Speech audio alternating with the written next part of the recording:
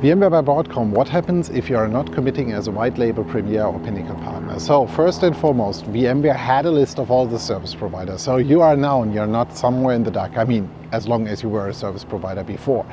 So if you did not commit to any of the new programs, then you're basically listed or actually known to Broadcom. What could they potentially do? I mean, if I looked in our old provider contract, it had a term in there that even if the contracts are terminated, that they have the permission to audit and do all these kinds of things. So that is a possibility.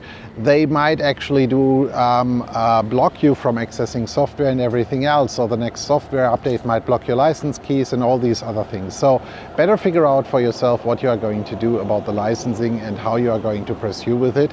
And if you are still unsure, use the time pretty wisely. The door is closing now. The commits are actually being collected by the CCMs and by the aggregators. And so if you are not actually committed yet, do that soon before the door is closed. And actually Broadcom is considering that the final list of everybody who is now new into the program, and deal with that.